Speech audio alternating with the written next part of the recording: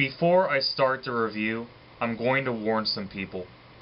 If you're a fan of Gundam Wing, you might not like this review, for I'm going to go ahead and judge Wing for what it is, and not based off of nostalgia or anything of the sort.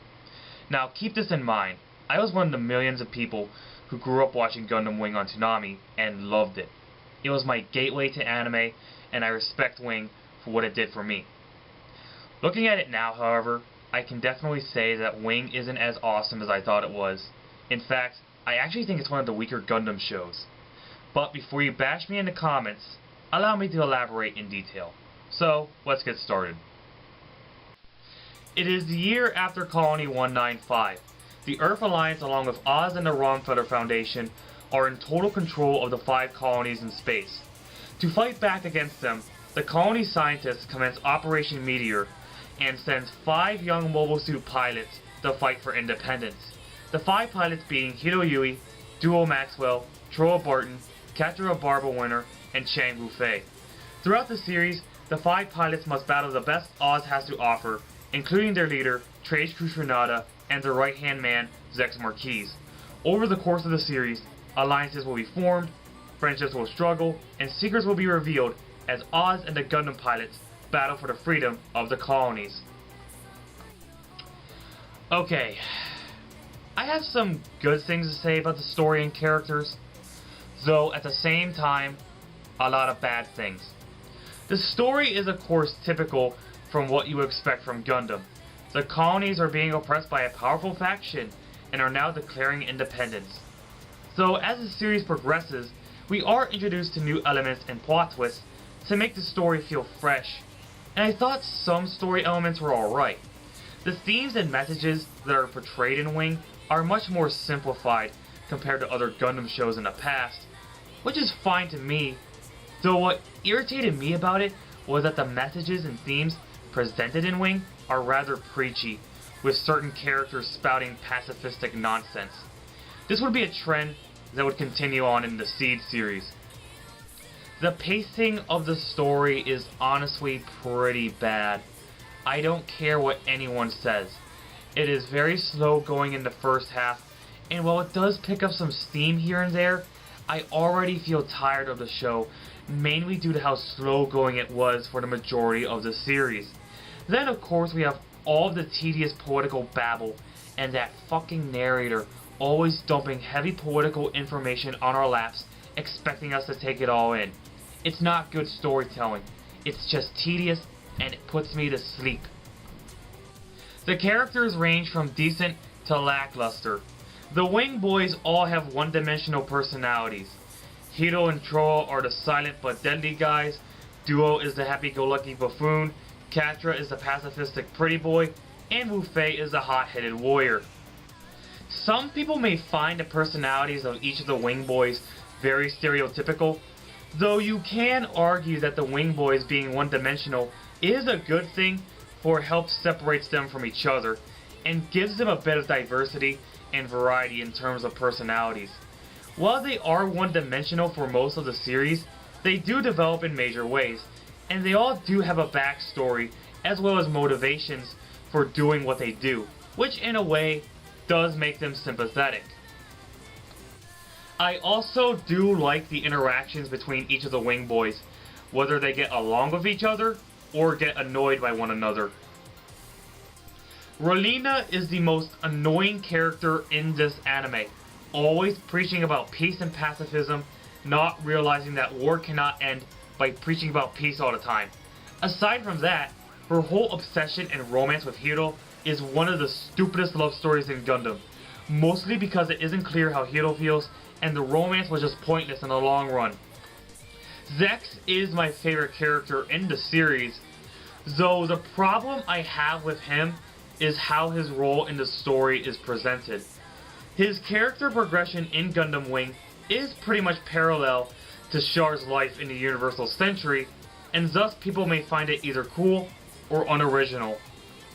So to conclude this part of the review, while Wing does try a different approach to telling a war story, it just wasn't executed well. The political babble is boring to listen to, the pacing sucks, the characters are just average, and the war message just comes off as preachy. I'll give it this, it does remain true to Gundam's themes of people versus politicians, and there are certain aspects in the story that I thought was really cool. However, at the end of the day, the story of Wing was very mediocre. The visuals are okay, but they have major flaws. Wing does have that 90s level of detail in terms of art, but the animation feels a bit dated for a show made in the mid-90s.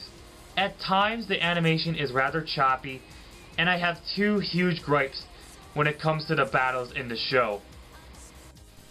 First off, the stock footage. There is tons and tons of stock footage used for the battles throughout the series. It's almost as bad as Macross 7, and it makes the battles very repetitive and not exciting. The second issue I have is the overkill formula. Gundam Wing was the first Gundam series to introduce an overkill formula where the Gundams are pretty much invincible throughout most of the battles with the grunt suits, and it makes the challenges utterly pointless until they go up against mobile suits piloted by main characters in the story. I'll give them credit for at least trying to explain why the Gundams are so overpowered by showing us how Gundanium alloy works, but even then, I was still irritated by the portrayal of the Gundams. A good Gundam battle to me is when it is balanced with both sides struggling to come out on top. Not a one-sided beatdown with the Gundams simply crushing through grunt suits like flies. I'll say this though, I do like how we get a variety of combat settings in the series, as the battle sometimes takes place in a forest, a desert, or in a city. As for the Gundams, I do admit to liking each of their designs, and I also like how each of the Gundams has their own unique weapons and gimmicks to show their diversity. The Wing Gundam has a Buster Rifle, the Death Scythe has a large scythe, the Heavy Arms has a Gatling gun and missiles, Sandrock has large curved swords, and Shenlong has a Dragon Fang. The Oz grunt suits are pretty pathetic, but I can't blame them. The Gundams are portrayed very poorly here, and I thought the Tall Geese is very cool. Overall, the visuals are pretty underwhelming. It feels rather repetitive, and the overkill formula does not help it that much. The soundtrack is one of the better aspects of Gundam Wing, but it isn't perfect. Just Communication is a good song, but it isn't the best Gundam opening theme ever made. And while I was not much of a fan of Rhythm of Motion, I did grow to like it. It's Just Love, the Japanese ending theme, is a very forgettable song. I definitely prefer the English ending theme any day in the week over the Japanese ending theme. In terms of voice acting, both languages are good, but I prefer the dub over the Japanese version because I feel the character voices in the dub are more fitting. Hito's dubbing actor, Mark Hildreth, fits his silent personality more than Hikaru Midorikawa. Duo is voiced by one of my favorite dubbing actors, Scott McNeil. His performance was spot on, and he gives Duo that comedic charm that I really like. Brad Swale voices Catra, and most may know him as the voice of Amuro Ray. Zex is voiced by Brian Drummond, who is mostly known for voicing, well, this guy. It's over 9,000! Overall, the dub is really good, but there is one thing that I cannot stand about it. Roll the footage. It's a Gundam! It's a Gundam! Mean! A Gundam! The Gundam is here! Gundams. Gundam. Reverse. The Gundams. Gundam. What's this? Gundam! Can't be. A Gundam! A Gundam! A Gundam! A Gundam! Shut up! We get it! You're being attacked by a frickin' Gundam! No need to constantly shout it every time you see one before getting blown to bits! God damn! Anyway, the Japanese version has some noticeable seiyus, most notably Takahito Koyasu voicing Zex. He actually voiced a lot of characters in Gundam, including Gim Gingham from Turn A. Well, there you have it.